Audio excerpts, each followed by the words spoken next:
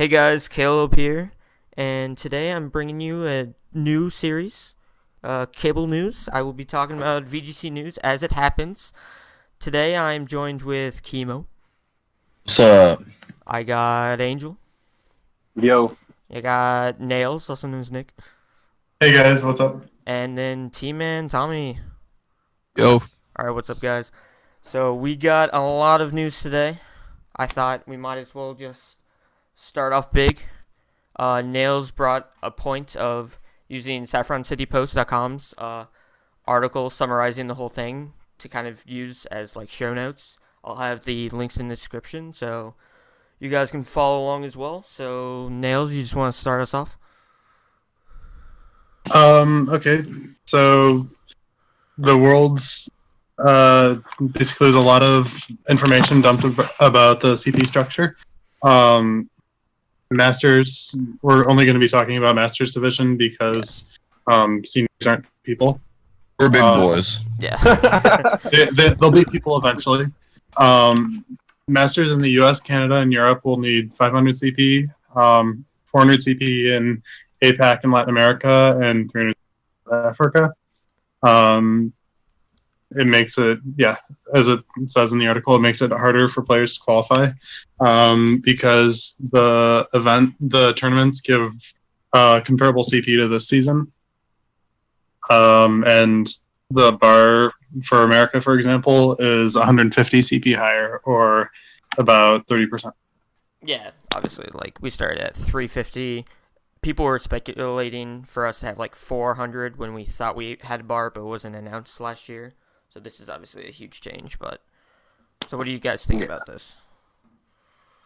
Well, I'll start. I think basically they wanted a smaller day one, but not too small where they're not going to have enough players in there. So I think we'll have about let's say 50 or so less players from each region, well, specifically North America, showing up to Worlds. I think 500 is still obtainable if you're going to go to a decent amount of events, but not nearly as easy as it was last year.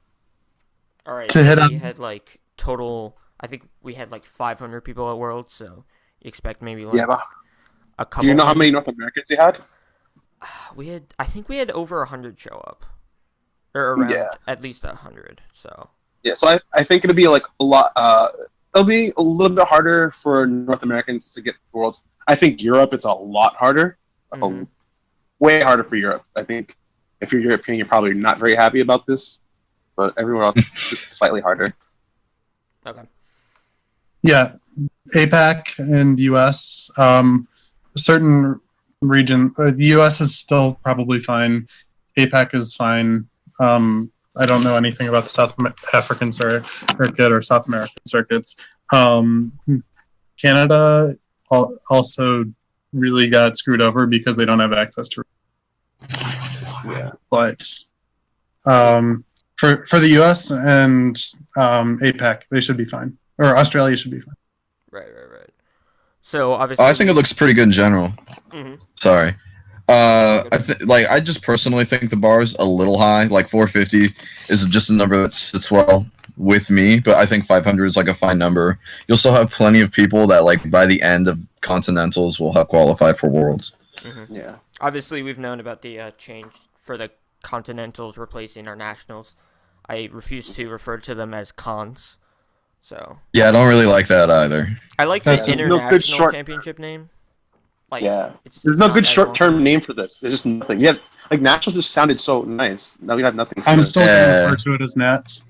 Yeah, I don't know It's, if it's like people- they're the internationals, so we can still call them Nats. And you don't want to call it like IC either. Like for Intercon, you don't want to call, like we already have an IC. Yeah. IC's already. Mm-hmm. And obviously, now with the championship point bar, with the event payouts being changed, we have pretty drastic changes to how regionals, mid-season showdowns, and PCs are working. So Yeah. we were talking about the bar, and obviously, if you follow along, you can see the changes to the regional CP blowout. Definitely, is this more top heavy than it was last year? I can't remember. Yeah. The winning a regional, not many, like it's not actually that important for CP structure, who wins, how many the winner gets. But when you get into the meat of the CP, which are the 16th place, 9 to 16 and 17 to 32 placements, there was a lot of CP cut off from there. Oh, and then there's the importance of the kicker. Yes, the kicker changes are probably the most significant change about regional. Right, because people could like stack up on like lower attendance top 32 regionals to qualify for Worlds last year. Yeah, if you top 32'd a 70-man regional, you got 56 CP, which was over a seventh of your Worlds invite from a weak performance. Like, I don't have a problem calling that a weak performance, even though you're above average in the. Now, if you get that, or for a more extreme example, if you get 33rd place or 40th or whatever, anywhere in top 64 at a 220-man regional, which is a large regional, and you just get nothing.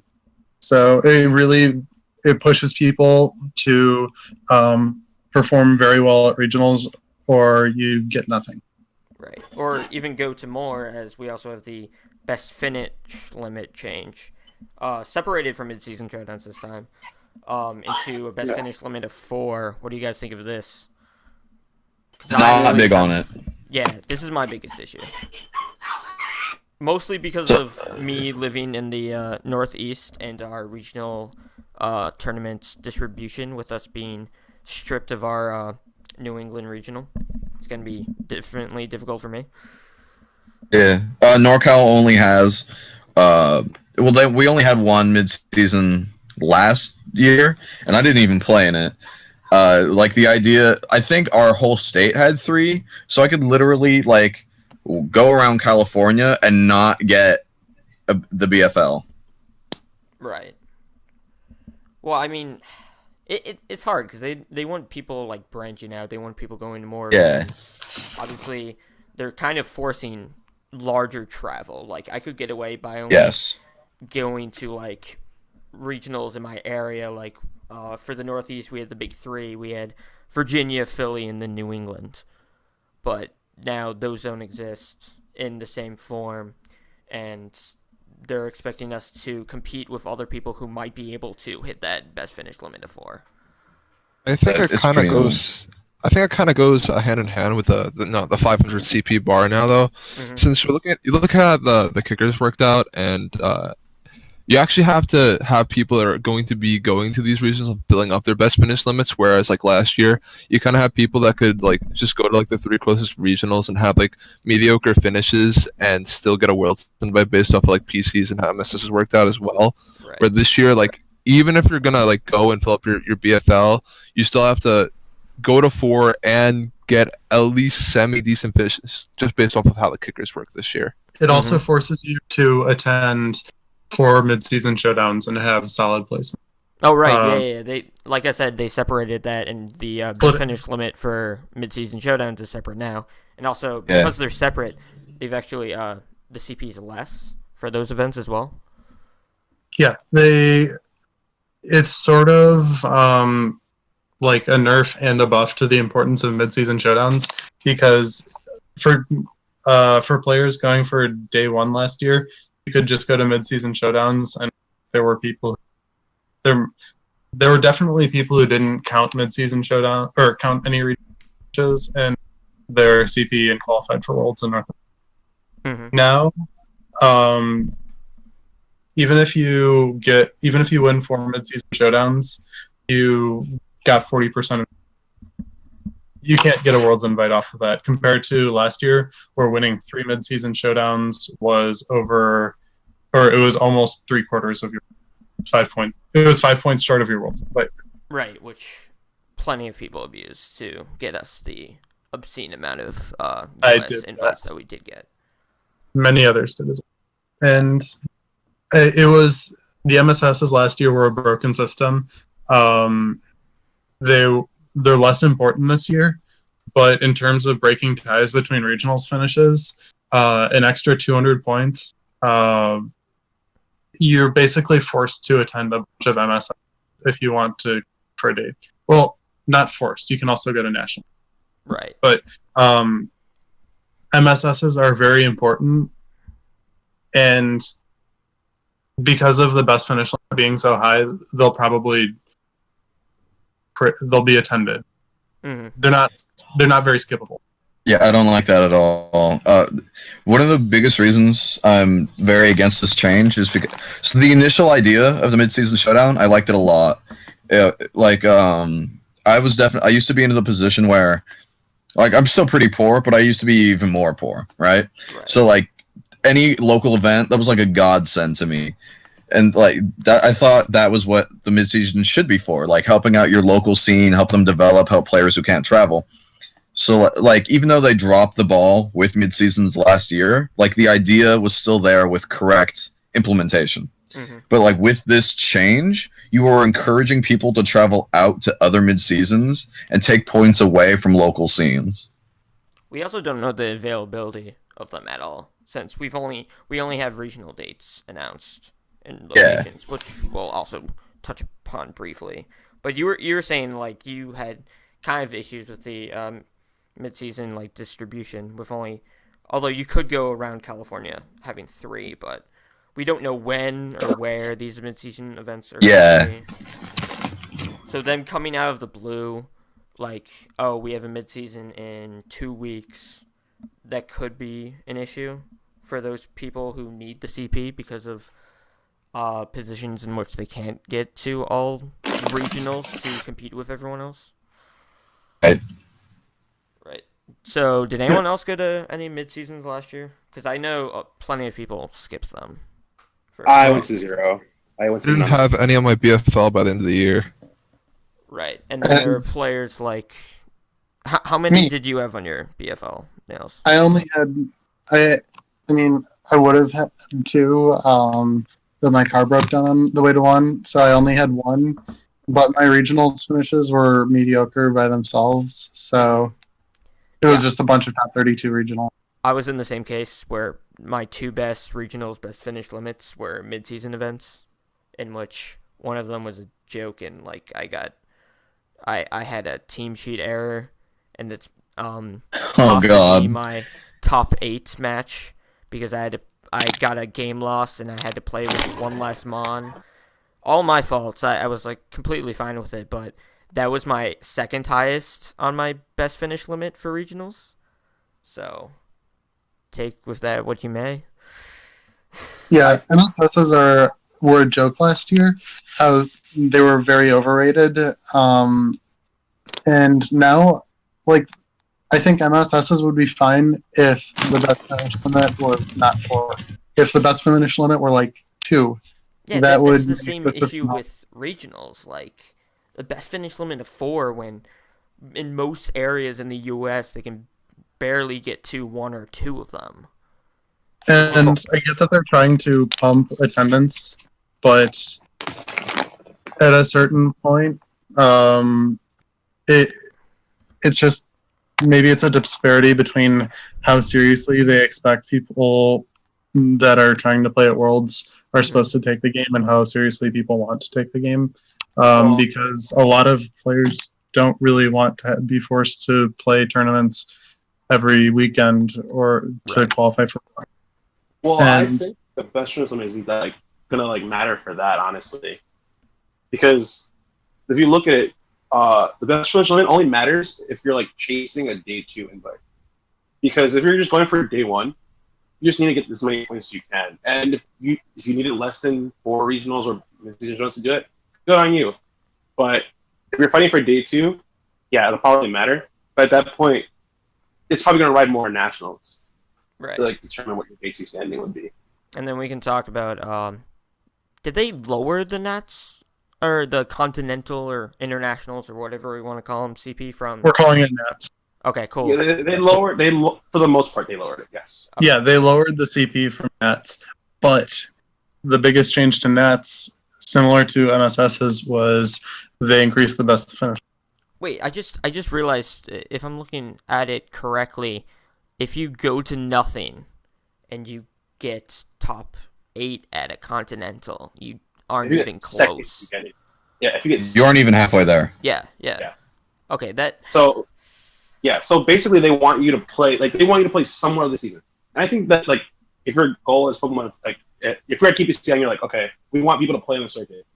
Well, now you know going into nationals, if you want to like get an invite, you better have played some events this season and gotten some amount of points. And I think that's fair. I don't think.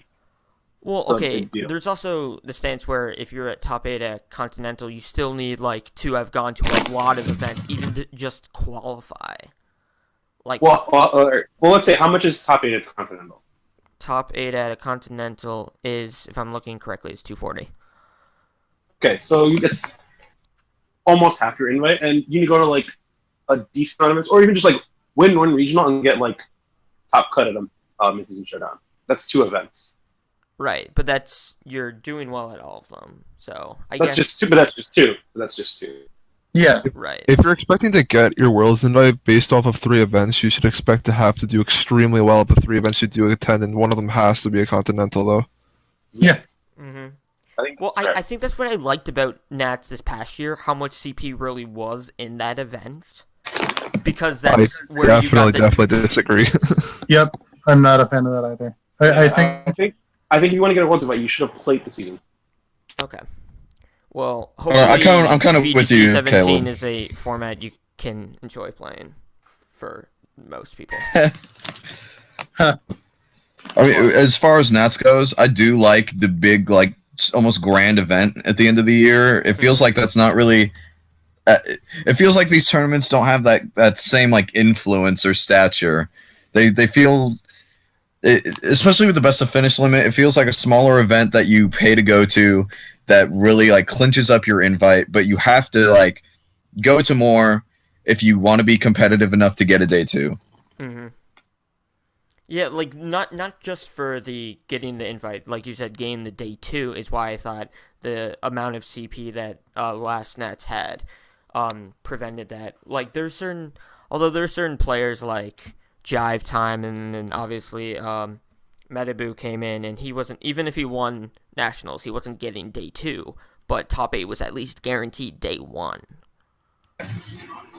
Yeah, well, see, the thing is, like, if you look in the context of like what TPCI is trying to do, they want to favor consistency at big events, like at all events throughout the year. They want you to be going to all these tournaments and doing well at these tournaments. So they don't want you to be like, okay, well, I'll just show up at nationals and get my invite.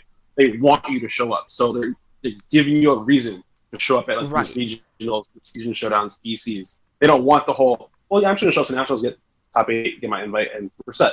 Mm-hmm. They don't want that. Okay. That's the idea I'm getting from them.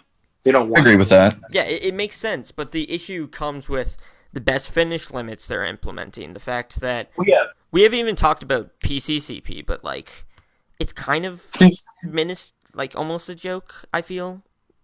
Well, yeah, day 2 will probably be a lot harder to get because of the best finish limit. Day 2 for sure. You are gonna probably have to either do exceptionally well all year and you're one continental.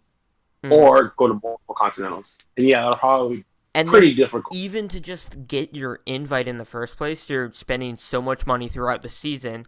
Hopefully you're going to be winning some of that money, like you're doing good at the events that have the attendance for the good money. But like going to Worlds, affording Worlds is going to be difficult if you're having to play, like we talked about earlier, every other weekend. Okay, so go ahead.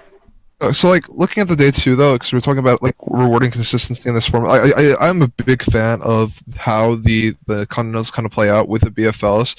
On one hand, they do promote kind of like a pay-to-play scenario where you have to go and fill up this BFL to even have a chance at a day 2 invite. Where on the other hand, though, you have to play well and have a decent amount of good finishes. I don't think we'll have like these scenarios like we had this year where we have players that are getting like top 8, top 16, maybe not even top 4 this year at nationals. I don't think that these players are going to be having like their day 2 invites unless they're also having a really, really strong season to go along with it, just because of how large the BFLs are for the other events, stuff like regional, stuff like mid-seasons. If people are able to get large mid-season and regionals totals and then add a decent nationals finish, but maybe not. I'm talking about like a top 16, top 32 finish. I think like that will be good enough for at least one or two of the day 2 invites this year, just rewarding consistency over the season. Yeah. Right. Okay. Yeah. And the other thing about that too is like when you mentioned having to like pay so much to like keep playing the circuit. So I think you only have to pay a lot if you're not doing extremely well. Like not extremely well, like, just doing well at these regional tournaments. Mm-hmm. So I think winning a regional as qualified is doing extremely well at that event. Yeah. So for sure. I would hope so.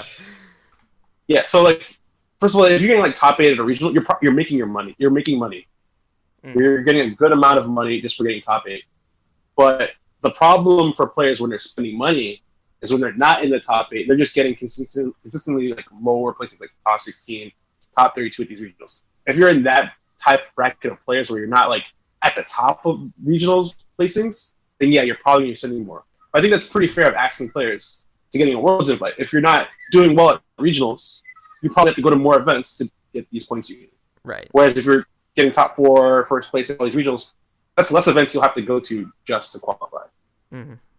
Like if you're gonna have like a bunch of these mediocre finishes, you're probably gonna have to completely fill up your BFL, which means you're gonna have to be traveling and not making money based off these events. Like you're not gonna get anything back besides the allure of like an invite, just based off of really really small CP totals. And I guess TPCI might enjoy those players because they're going to as many events as they can, paying them money now with venue fees and everything, bringing them attendance. Yeah, that's where like the BFL comes into play. I think if you're a top level player, you know, you're doing well all these tournaments, you're probably not worried about the BFL unless you're going for a day 2. Then you're probably right. But like if you're just going for the invite and you're a top player, it's probably not going to be too difficult for you.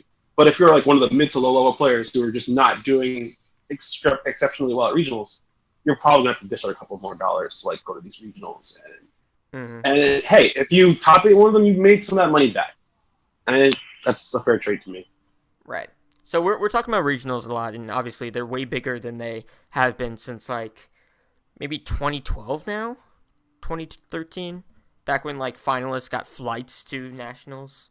If anyone can remember those days. But, so we're talking about the money. We haven't talked about the actual like logistics of the money for regionals. So if a regional were to hit over 500 players, first place would get $3,000. That's fine. That's good, but I can't see a regional exceeding. Yeah, realistically, you're probably not going to get that much money. I think realistically, for now, you're expecting within the 1,500 range for first place for the 3K. Right. Like that's probably what you're gonna expect at regionals. Actually, no. Wait, I'm looking. It's For regionals, $227 to $499. Winning is also $3,000. So it's not just over 500 players. So like, I can see regionals exceeding $227. It's just with over 500 players, top 16 all get $250. So now it's like exclusive to top 8 for the month. Oh yeah, I was looking at nationals. My bad. Yeah. Nationals is a whole different deal. Yeah. And with these BFLs like geared towards boosting the attendance at regionals, on top of the fact that they also added money into the pot now, I think we will start seeing the regionals start trickle back up towards like the 250 marks that we had maybe towards the beginning of the 2014 season. Especially with the new game coming out, I think the last time we saw like our biggest spikes in attendance were back in 2014 when X and Y came out. Yeah. We had like 350 players in Virginia, 500 players in California. Yeah, like you might get the one. New gens are like always the hugest. Yeah, you might get one regional with like 500 players, maybe. But generally, I think for now, you're probably going to see 227 plus at regionals, and you're probably going to get like 3K for winning, that's amazing. That's 3K more than what you got last time. Yeah, we esports now. Yeah. So, and then all the top 8's getting money. That's pretty good, I think. Although if this is applied, is this is for all age divisions? I know we're only talking about masters. But like, just bringing it back. Okay, that's so like, that's cute money for the youngins. Yeah, they get $250. Yeah, that's. And then like pretty good. Some regionals, although the seniors age division isn't the broadest, with this, I don't know if they'd ever expand the age divisions for seniors at all. But like, I can't see them. Maybe some regionals could exceed that 65 players to get that $1,000 prize for first, but it's for seniors, that definitely. I think that can happen to seniors for sure. yeah, okay, I think but they're getting nowhere close But- to our 3,000. Yeah, they're not going to get. Yeah, they're not going to get the. They're not getting past. Remember, none of the regionals on the same weekend now, so these are all going to be. I think Yeah. seniors are also players that like a lot of them are flying to events with their parents, and if these are regionals that are only one regional per weekend, you're going to have all the same families flying out to the same exact regionals. Yeah. I think the seniors division is going to actually have a decent size bumped up this year, maybe. Okay. Maybe even pushing the 129 at like 1 or 2 events this year, depending on like they'll hit that. what They happens might with hit the format. Yeah, they might hit that. I mean, like 1 or 2 events this year. And I think that's the same reason why Masters events are going to like hit extremely large numbers too, because you're not splitting weekends between regionals, and then now people don't have to choose between, like, for example, going to Oregon or like SoCal or whatever. They're just going to go to one, and then everyone's going to pile up on that one regional. Or like, for example, let's say Florida's having one regional some weekend. There's like, oh man, everyone's going to Florida. This regional will probably hit 300 players. That's now a $3,000 regional. I'll go to that. People are willing to fly out to this because they can probably make money if they're confident enough. I think the regional we're looking at for that big total for the first one probably be San Jose. 'Cause first off, it's a California regional. Hell yeah! It's also the first. Exactly, the first Regional for the first new regional, format. and Yeah, San Jose and I think San Jose and Dallas are both going to have a good amount of players. Yeah. So down for Tommy that. and I were talking about that earlier. He's definitely confirmed for Dallas, and I'm going to look into it because that's. I'm going to look that's into it gonna now be too, good just money. Yeah, Yeah, money, man. Yeah, the new format is going to be like super, like, it's crazy. You have a new format, and you have regionals, all this money. Yeah, this morning That's- we saw that. We're not going to expand upon it, but we saw that orangutan. That's going to be fun. Oh yeah. All right, we're talking about the regionals money. We'll talk about the international money, and then we'll talk about what they're doing for dates. But first off, let's just focus on the money for the internationals. It's like double for regional, so that's a solid change there. Yeah, that's a good amount of money for these internationals. Right. So it's like it's pretty similar to what we had for nationals this year. I feel. Like, not too far off. I don't Maybe remember, more money trickling down, but I honestly don't. No, remember. it actually looks like it. I think this for nets, it's the same values if it hits the 500 bar. okay. Okay. Okay. Yeah, That's like fair. it's the exact same Yeah, numbers. that looks right. Yeah. That's So fine. If US nets is the same number, then it'll be less. less. Yeah. Because there was 410-ish people at US nets this year, I think. Okay, but Yeah, with so- all things considering, with the new game and everything, It'll probably and hit not only that- 500. yeah. Yeah, and you also have the extra like players from other countries and continents coming too. Right, so- because they're talking about internationals. Let's They want more- let's yeah. bridge into that conversation. They're flying people from other rating zones out to each. Well, we don't know each of them, but we know that the first international tournament from December 9th to 11th in London, England, and they confirmed that they're flying out the top 4 in CP from 2016 of each rating zone to London. Yeah, so basically, with these tournaments, they want players from every rating zone to like compete. They want like a mini Worlds, basically. They want top players from every region to play each other in more than just one tournament, which is Worlds. On a And marketing with- standpoint, this is an amazing decision. Yeah, It's incredible. yeah. So not only that, which Caleb didn't touch on, was for the first Intercontinental in Europe, it's going to be for Sun and Moon, which is 3 weeks or 2 weeks if you're in Europe after the game is released. So not too long after the game is released, you got a big tournament happening for the game, Yeah, which is going to get so much exposure. Mm-hmm. If you want to get serious about it, you better beat that game day one and look into everything. From a competitive standpoint, it's pretty rough. But like from a marketing It's standpoint, brutal. everyone's going to watch. Oh, yeah. Everyone's gonna watch. The tournament is about 2 weeks after the game comes out in Europe, and then you're having the biggest tournament all year in Europe before people can find out what's good. It's going to be Yeah. so hype, and it's going to be an amazing turn. Everyone But it's basically gonna be a winning train with their wreck. favorites because that's all they know how to play with. Yeah. Yeah, basically. My favorites are Teraki and Whimsicott. Oh no. People, And then yeah, like people are. we don't even know we know the format changes December 1st, but we don't even know what the format is because we don't even have the game yet. I saw screenshots from I think last night of Pokebank. They said no, okay, the Pokebank announcement was like old games like Red and Blue can't do anything to like 2017, but I can see them. We saw like an image where it was like instead of a pentagon, it was like a check mark. So Yeah. one It was concerning a plus thing, sign. yeah, plus sign. One concerning thing could be if that's like a requirement, and I'd people Oh, I imagine. assume I'd it would. imagine. so I'd many more 100% Pokemon. imagine. Yeah. I'd imagine it's going to be well, all right. So speculation is probably going to be a national dex format. I mean, a Yeah. regional dex format. Sorry. Yes. I And then would expect the same. you're probably going to need to use the Pokemon caught in that specific region. Mm-hmm. So everything with the plus sign. That's also probably in the dex. That's not confirmed or anything. It's most likely what's probably going to happen based on every other year.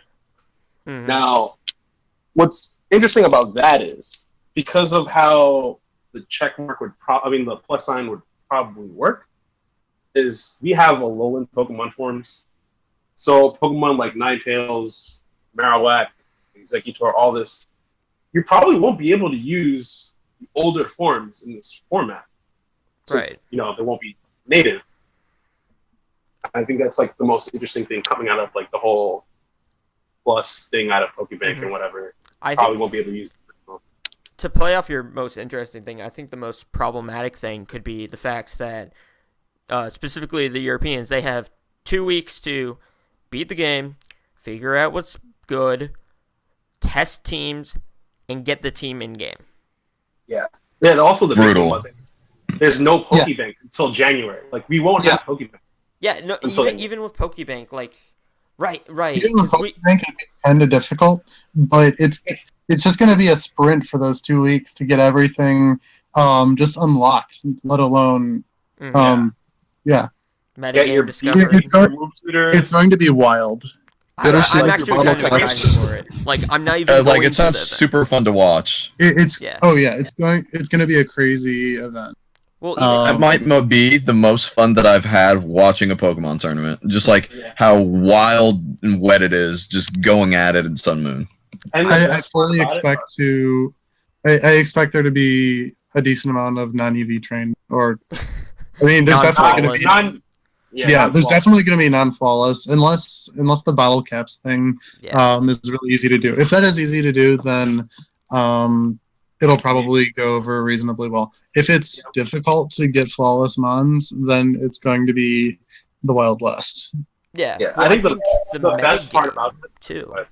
The metagame is not going to have a chance to evolve. It's just going to be whoever finds out what good stuffs are. Yeah, so that's going to be exciting for people who aren't even going to the tournament playing the game. Like, people finding things out. Well, we have plenty of friends who are going to go. Yeah, exactly. Like Jonathan Evans is going to be this. there because he lives in... You're going to be, like, messaging your friends, telling them, like, oh, this is good, just use this is broken. Yeah, trailers being flown out. Coco! Oh, yeah. We talked about the players getting flown out, but I forgot to mention the stipends that top 8 get also. Yeah. So for the U.S., that's I know that's Lorcy and Blake, but I forget the other two. It's Gary and Bjorn. Yeah. So actually, Bjorn had something come up like the day before Worlds. So even though he got the flight to Worlds, he had to cancel and he couldn't come. So I'm actually excited to see if he can go to London and compete. Because it's kind of unfortunate for him. Yeah, he gets his own new chance to shine. He was talking on Twitter about potentially having finals, or maybe that was Gary. It might have been Gary. Never mind. It's $1,000 probably covers the trip, but it's right. It remains to be seen if they attend. Yeah, and then I think the best part will probably go. Oh, sorry, you finish. I was gonna say, I think the best part about the whole new format thing, at least for the specific European Championship, is we 100% won't have Dark Void at it. That's right. Because Just because we It's have no just- Pokebank, we have no Darkrai coming in to sketch things from, we won't have Dark Void for sure, even if Smeargle's in the decks. It's just not That's true. happening. Forgot about that because yeah, you That's can't like- just trade from Sun and Moon. You have to use the Pokebank for X, Y, and Yeah. auras. Yeah, so we definitely won't have. Yeah, I was just thinking That's of probably- like passing parents to breed, but that's gonna be crazy. And also, by extension, it also means we probably won't have certain egg moves either. Like, for example, like Chandelure needed like Macargo or whatever to get Heat Wave. Maybe something from Sun and Moon. Yeah, so like you probably will have some egg moves you can't use at that tournament. I It's forgot gonna be that happened really in annoying. 2014. Yeah. So like, no, this format is gonna be different than like every other continental because some things just won't be legal. Mm-hmm. I really like that. That's I cool. think it's really interesting because there's like not going to be any tournament I can think of anytime soon that's going to be even close to how this tournament's going to turn out. Because I don't think we've gone into a tournament this blind before, with 2 to 3 weeks before the game comes out. Yeah, I think, definitely like- not in this size. I think the closest we've ever had is like probably when the games come out in like September, and you have at least like 3 to 4 months to figure things out. Yeah, this is extreme. 2 weeks, get in the game, get your mons, figure out what's good, Yeah. and Now we gotta figure out where everything is. Like, Mhm. Yeah, just figuring out how all the mechanics. yeah. That alone Could be mechanic shifts that like throw Yeah. that whole The equation type like chart people could are be definitely completely going to mess different. with Remember how we didn't know about knockoff getting buffed when you knocked an item off? We're gonna figure out stuff like that. That's so much of you gotta. Yeah, we're gonna figure out stuff like that on stream, and Someone's gonna like lose to the timer and not realize how something works or whatever. It's gonna be crazy. We got Z. Speaking of timers, we got Z moves. Yeah, all these you new have to Z do moves. those poses. Yeah, like all these new Z moves mechanics. People don't know how these work. oh, my favorite thing I think is like looking at things and like you have to learn the speed tiers in like 2 weeks. You're not gonna know how Oh fast my everything God. is. The speed tier article might not even be out by then. Yeah, you might not even know what these Pokemon's names Gross. are. Someone's gonna send out like some Beware or whatever. It's like, wait, what is that? What type is that? It's pink. Is it fairy? It's got That's right, it's it's very got tight. cat ears. I'm just waiting for the really like fat, slow things that are gonna be like base 100 speed, and you're like, how did that outspeed me? Why am I dead? And then Heavy we have looks. the new Everything's moves like what is it? Instruct, and then abilities Yeah. like receiver from this morning. We don't know how they like interact with everything yet. I'm gonna tell you right now, Choice Scarf is the new best item because no one knows speakers. Like, is that Choice Scarf or is it not? Yes. I'd just like to note I misheard Choice Scarf as Trista. Oh, well. I mean, Okay, we're not gonna be seeing anyways. this in the battle. Okay. Yeah, it's gonna be a crazy, crazy event. I mean, That's a lot. personally, I would love to like play in something like this. I think it's awful to prepare for it, but I feel like it's such an exciting tournament. Like it's all new, Mm-hmm. but if you're a European, you're probably pretty upset because this is like your Be one. Yeah, this is furious. the only big European tournament all year, and it's going to be. Well, I mean, regionals gonna are pretty be- big now. Yeah, but it's your own They're continent. pretty big, Yeah. but this is the biggest European tournament, and it's going to be a mess competitively. It's going to be Yeah. a really fun mess, but it's. Yeah, I don't think many people will have figured out what's good. Well, there are also Yeah. people like I've been requested to talk about this by certain individuals. There's issues with when the tournament's being held, based off of school year. I don't know. That's something people have been talking about. yeah. Because Like I know the timing. Blake got the $1,000 scholarship, but he has no clue if he's gonna go or not because it's a week before his finals. Yeah, I mean, Shouldn't I I- think if it's before school for you, like you probably should be going, but it's a rough time. I don't know when classes are for Europe, because I think that'd be the important thing, honestly. Like, if it's during the school year, like for exams for Europeans, then it's probably pretty bad. But if you're like North American or APAC or whatever, and then like that's probably going to matter a little bit less Mm-hmm. because it's not as big for you. It's not your intercontinental. It's not intended for you Right. necessarily. You have the benefit of going to this. Like, yeah, if you can make it, good on you. It's a great bonus, but you still have other ones to go in your own rating zone. Mm-hmm. Whereas if it's a European thing, like for example, let's say all the UK players have exams, and it's pretty awful then in that case because like realistically, most people going to this tournament are going to be European. But that's just Yeah, fact. Exactly. I think. Oh, I don't- what was it? Side note: I'd also be upset if I was a European that a bunch of foreigners are being flown in to my nationals. Oh yeah. Fine. Like, the metagame progress that happens, like, all the development you get immediately is excellent for every, like, serious competitive player. Like, that's one of the best things about these tournaments is that you have the whole world coming together at multiple points. The metagame will progress a lot better and more efficiently. Yeah. Yeah, that's right. Because we you're always not talk wrong. about how there's separate metagames in like Japan, the U.S., and Europe, and how Well, like okay, Worlds but- is always so weird because we're not used to playing other people and Oh. what they're used But to. it'll give every metagame the same starting point, and I guess it'll be interesting to see Perfect. how each group goes from there. Oh yeah, important about that. The big thing too about since these tournaments are getting so much money, like the money you get for winning, is that this gives Japan an incentive to show up to these tournaments, and a lot of them are already expressing interest in it. Like, Oh, so we yeah, might have some Japanese players showing up to these internationals. I think that'd be crazy. You're having Japan, some maybe even Korea showing up to all these internationals. Oh, They- yeah, they that won't would be take- Okay, that could be really cool. Yeah, they won't- Hibiki they won't tweeted get at Chris seated. Brown to make sure of that, right?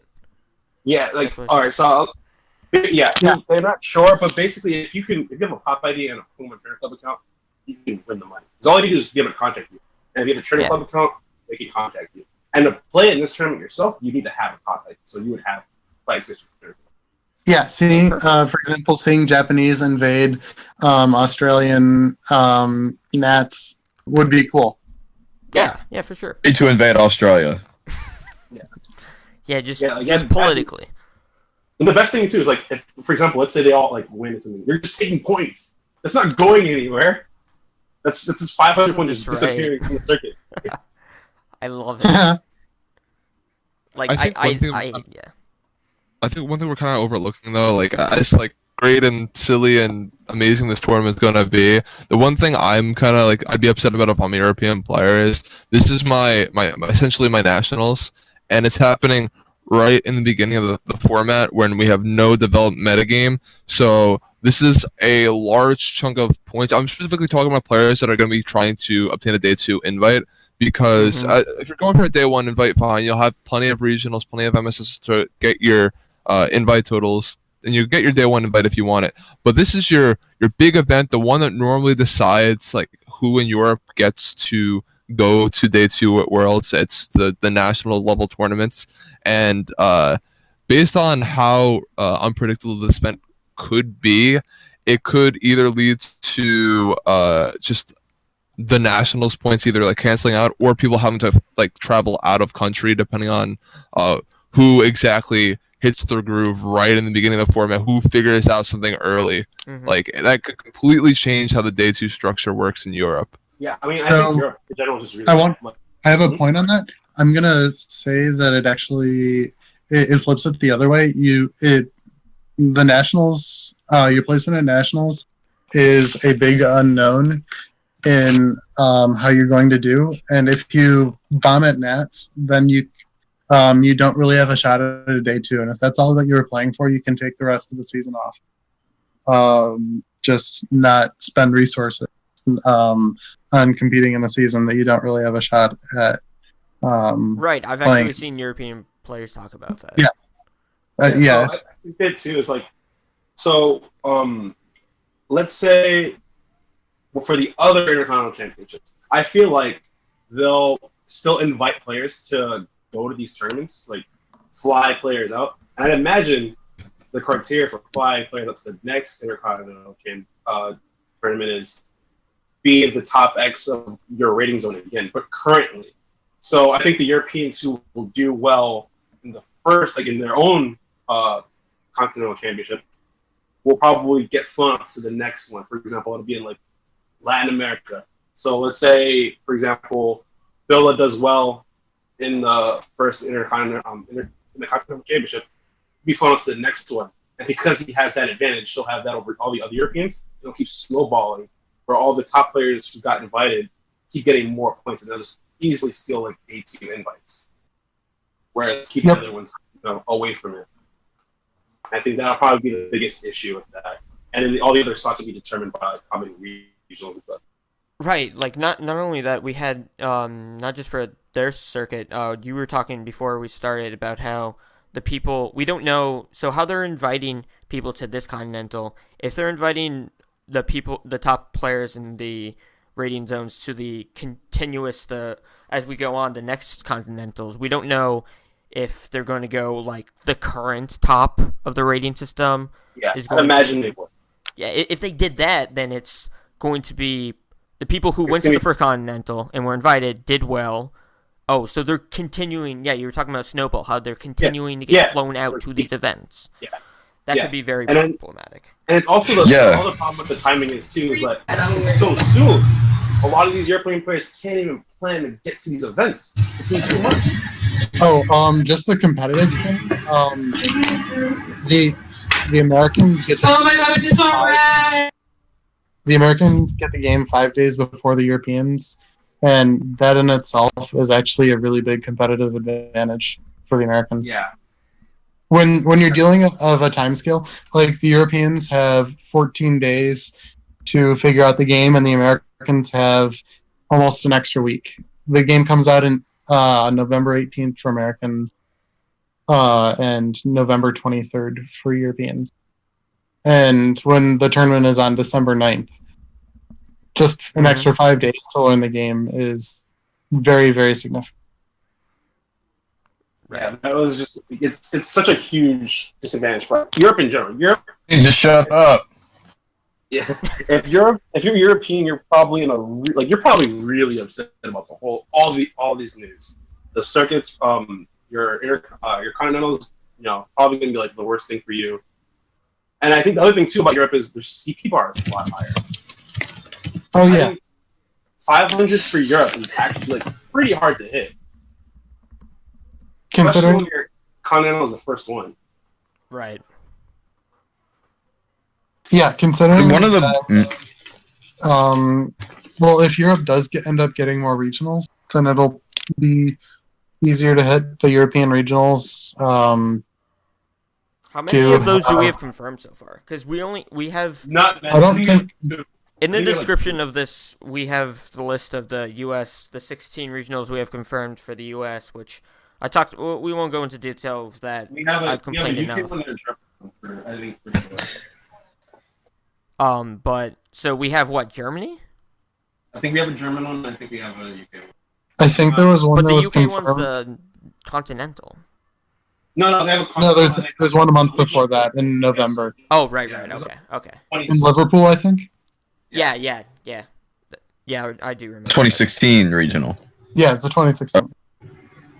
So they're getting there. So one of the 2016. one of the problems that I think exists with the London tournaments was the San Jose and Houston as well, but London more importantly, the idea, like Angel mentioned it earlier, the idea of like egg moves not being available, because that one of the things that's very I don't like when that happens, and we never had it with like a huge event. Like one of the things that's nice about like Pokemon as a game is everything is available to you generally. Like I could have made the world team, the latest world's winning team theoretically, like the day I bought the game. The metagame. On it. Fair enough, but I don't really like events either. The idea that there'll be a ton of options available to me a month after this huge tournament is kind of a lame idea, just because like undoubtedly metagame growth that's gonna come from some egg move. There can just be one like relevant egg move, but that's still like a fairly significant factor. Well, right. So to play to the other ends, the other game they do host is the trading card game, and they have expansions that come out every few months. So it's like hate that. That's one of the big reasons I'm like video game is the best. Okay, that's fair. I personally like patches, but it's fine. People have different preferences. Wait, did you say patches? Because Well, okay, yeah, I treat Pokebank, if it introduces egg moves, I treat that as just the patch for the game. okay, no, if we had actual patches, they would have like. Oh, I mean, they're not. Pokemon patches are very minor compared to other games, but yeah, it's like, still I'm sure games that some megas would have been nerfed at some point, I'm sure. Gone. But That's- and then when we had Dream World, we had the hidden abilities like coming out from the Dream World every few months, and that changed events back then too. So Oh yeah, this definitely isn't a new thing. It's But new it's in right the that we fact haven't had an event of this scale that has experienced this. Well, it's just that we're gonna have like a lot of things that like we know are like legal, like awesome to have. We're just not gonna be able to take. Right. Like in a It's a month, big deal. Oh, yeah. Continue. yeah, in a month everything will just come to us, but like we won't be able to get it. I don't know. They can't really avoid that. I mean, I guess they could have avoided by putting the tournament at a later date, but they can't. They're not coordinating with Game Freak or whoever who's running Pokebank and releasing Pokebank. Right. I don't think they've ever really coordinated with Game Freak ever. Well, in some regards, but like, y'all know what I mean. Yeah, like when these things happen at a regional level, I don't think that's as big a deal. Like in general, if you keep things more local, if someone that you consider the best player locally, like the odds of them winning are like gonna be higher anyway, just because like you have the same game knowledge. It's just a problem when like you have so many high level players concentrated. Right. Okay. So is there? I think we've like pretty much boiled that down. Is there anything else we want to touch upon before we conclude here? We didn't really hit on the fact that Nats has the BFL is not one. Oh yeah, it's 4. So like that's why you can go to multiple. I don't think Crazy. They Okay. I don't like it at all. they're I using expect the best finish limits to entice people to go to more events. Like I think it's Yeah, good that's the for only reason Pokemon, like that- as an esport, like as a scene, but like there someone mentioned it earlier. There's like the potential for snowballing is huge, and I think that's a real issue. If especially if like they fly in like the top percentage of players from this country, like let's say my main man Aaron Trailer wins London, right? Mhm. Well, like he's already like that's a before 2017 Worlds invite, and he's all like if he already got like a free trip to like the Latin America, I don't think they're flying. And then if Continental? he's doing well, he's winning money too. like that part's cool, but like he's denying day 2 invites. He's like controlling the circuit theoretically. I don't think they're gonna be flying people to other continentals. I think this is just a hype thing for the release of Sumo. I would hope so. It's cute. It would be really, really irresponsible if they do the top of the standings Yeah. after doing it based Although on another thing we didn't really talk about is how they're going based off of the CP structure, or not CP structure, CP standings after all of our nationals, and completely disregarding worlds in choosing like who to pick. Nice. It's You still have a possible snowball just from people that win, like do Winning really money. well at London. I mean, winning money allows them to attend more events, and I think that's intent. right. As But, for using, the people who are being flown out, it's like, well, what if? Okay, I feel like some of these people could have the potential to win more money than the people who actually got like top 8 at Worlds and did well at Totally. Worlds. So I think like, the thing is, there's no good way to do it with like World Quizzing. So I guess, goal is- yeah. you have to invite all the players from each rating zone, and just because of like, for example, if you're just doing out based on Worlds, you're taking like top 8 of Worlds. All right, cool. You're taking like mostly U.S. players and some Europeans. Yeah. U.S. players had way easier access to Worlds, and so there were more U.S. players in the field, and so they did better. at I Worlds. guess, yeah, it was kind of unavoidable. They they would have had like championship points from Worlds to add on to what the championship points from each region already had. Just so like- Worlds changes who would be the top of the CP, who would get I wouldn't flown out have to this minded that. events. But I still think you have to. I think taking equal players from each rating zone it's the fair way to do it. I don't mind it at all. Yeah, okay. I don't mind it. Like, I think the only issue is like we played nationals not knowing about this. Yeah. Personally, if I knew that I would have used a different team Nats if I had known that there was there were more. If there was this level of awards I feel for like finish. a lot of people who didn't go to Nats would have gone to Nats. Like, they already had their Worlds invite, so they didn't go to Nats. Yeah, I didn't play UC Nats. I would have played. UC Nats. Okay, you're saying that? Yeah. Like, Justin Karras got top 8 at Worlds. He didn't go to our Nats. Well, Because they didn't need to. Yeah. And then there's like European player like Edu got 4th at Nats, and he made it through day 1, so he's nowhere near 4th at Worlds. Yeah. My bad. Yeah, 4th at Worlds. Thanks for the correction. And he didn't do that well. He might have, but he had to make it through day 1 of Worlds, so he's not getting top. He's not getting a trip.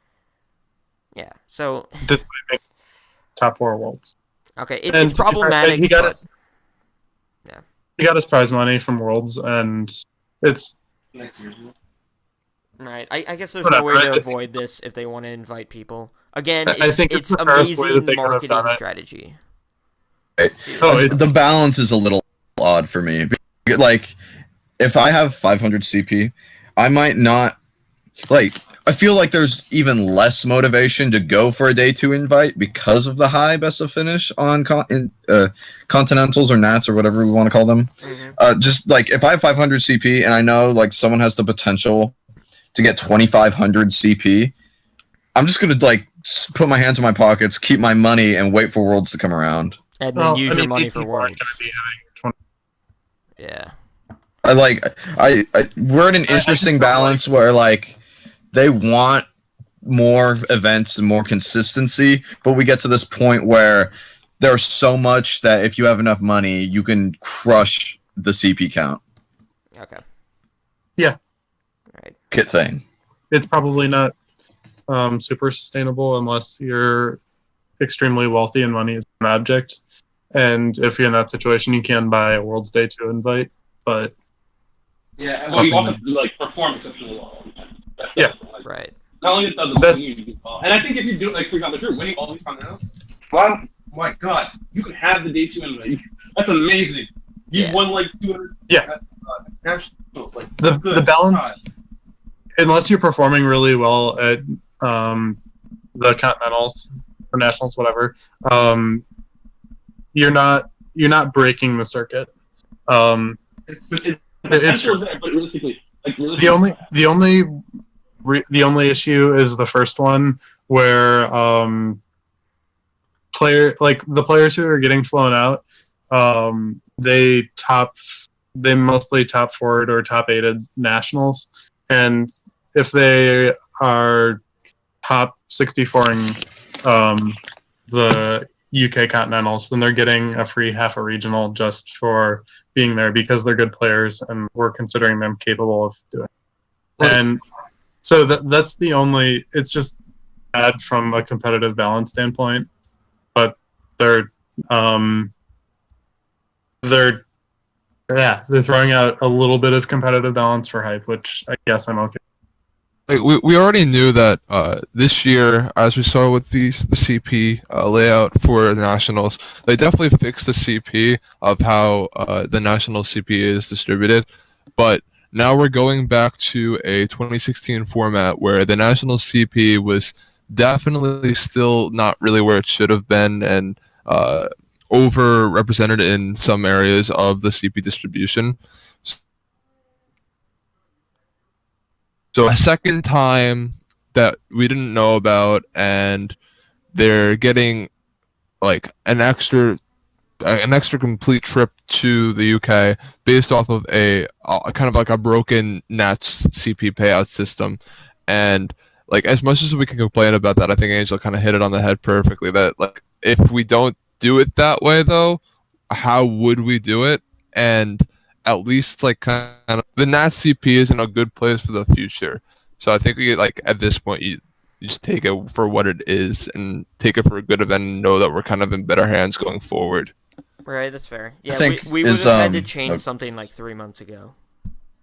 But at this point we can't. So, since we're on Intercontinentals, this isn't strictly related to points. It's more just something I was thinking as a West Coast player. That's why you're here. You're the West Coast rep. Definitely. Now that we're no longer, quote, Nats, we have this great chance to change where our big tournament is actually located. And now, Nails brought this to my attention originally, that Mexican players are supposed to be more involved with our circuit, since they are North America. I think it's a excellent time to get out of the West Coast. I have not liked East Coast Nats anytime I've been there. I had 3 hours of sleep in Ohio. It was not great. Hey, you had a good time. Good time, but like, hey, I West think Coast player won Nets. What do you say here? like it's actually Gavin Michaels has brought it to my attention that West Coast has actually won more Nats than the East Coast, but like the time zone, I'm sure the East Coast on average has done way better. Like the time zone difference is really rough for some people. Like if you like, I'm not necessarily saying a West Coast Nats, because I mean my bias would do that, but I think middle of the country is very fair. It's not a huge adjustment for either players, and it's more like Mexico does not have an area, or at least a large area, that's in an Eastern time zone. Like you can go for Texas or Colorado and probably have a pretty fair time zone and location tournament. Like Texas would be an excellent new Nats location. Okay. I think like Intercontinental gives us this opportunity to break out of like the East Coast only tradition. I actually thought you were going a completely different direction with that, because I saw on Twitter that Gavin also said apparently London Continental is somehow cheaper than Columbus was going to be. Did say that, and I was pretty amazed. But like that isn't my personal like. I guess that's just LA being lame. From San Francisco Airport, like I didn't pay $500 per person to get to Ohio. Okay, I guess that is LA being lame. Yeah, that's right. And that doesn't help your like time zone difference spiel, anyways. All right. Well, one more point that I want to hit on. Okay. The invite structure doesn't. For people who aren't close to regionals, which, for example, my friend in Alberta, he's just kind of in the middle of nowhere and doesn't have access to tournaments, so he just has given up on trying. And that really sucks for places that are trying to get a scene together. They just don't really have a chance to play at Worlds. Now I feel selfish because I kind of do have events, but it's still hard. Like, his closest event is, I think, to Seattle, or it's something insane like that. Okay. It actually might be longer than that. And how far is that? Like it's a 13-hour drive to Seattle. Oh. I don't know. Just getting like with the MSS structure last season, he could get close to an invite and then show up to Nats and top 32, and but now he just top 4 Nats if he wants to. A day one invite. And it's kind of silly. I guess that's unfortunate. Yeah. It's just unfortunate for groups of people who aren't in population. But it's hard to design a system that's perfect for everyone. Yeah. Yeah. That's fair. It's a very delicate thing. Yeah. Every system is going to screw over some people. Well, on that note, I did want to bring us to a close, but before we left off, I did want to ask each of you individually if there's one thing you would want changed, if they could change in like the next few weeks in this like whole announcement. What would it be? I'll start top bottom. What do you think, Kimo? I would have to go for a decreased importance in mid-season showdowns. I think that really favors not only people that can travel, but people that just naturally have more tournament organizers to use. Like Utah has like 6 TOs. I don't think there's ever a reason for Nikolai Zelensky to not have a day one invite. Like that guy has like 380 CP guaranteed under the current structure. You're not wrong. What do you think, Angel? I would love if you had a BFL of 1 for Intercontinentals, but that's obviously not going to happen with the way they want to go with the season. But that's like my only thing. And I guess the date for like when Europe got screwed over hard. Sorry, Europe. Okay. What are you thinking, Nails? So Angel took mine. The BFL for one for Intercontinentals is the main thing that I want. Okay, too bad. Choose another. I know. What else what other issues do I have with it? I mean, I think the system overall is very improved. There are a lot of good changes. You don't think the regionals BFL is a bit too high? I think I understand what they want to do, and I don't think it's I don't think they're going. Not even just a 3. They're trying to promote attendance. It's bad for a lot of people. Not even just a 3. I don't think it's Prefer that. 3, but like I think it's understandable. Obviously, I'm I pushing. think it's That is understandable what they're my trying to do. one thing I have a slight issue with. That can be your thing that you'd want. Yeah, cool. I interrupted. Yeah, sorry. Do you have an actual other one then? Past those two, I don't think I have any issues. If Tommy, if you have something. No, not really. Since I think going into the season, the biggest thing that I wanted to see change was I wanted to see them fix the national CP payout. And based off of what we have so far, despite the fact that, again, like you guys said, the BFL is at 4, and I think that's enormously high. It should be at 1. But besides that, I think the Nats CP payout in general is much improved from last year, and I think that was one of the only things I felt that immediately needed to be changed. And I think that the BFLs for mid-seasons and regionals are also headed in the right direction. So I think it's just a lot of positive. And yeah, just the BFL for nationals is they're trying nationals too high, of course. Yeah, I think. Okay. It's a pretty good get one structure. thing. You Go guys ahead. are Go ahead. idiots. No, Angel, I go was saying it. No, I'm just saying I think it's a really good structure. I don't think there's like that many issues. Okay. Like Okay, my progress that's impressive. We still have like 6 months to like find things to complain about. I mean, it's only like day 1. Yeah, mean- it's been what? We got the announcement like 12 hours ago. 12 hours ago, yeah.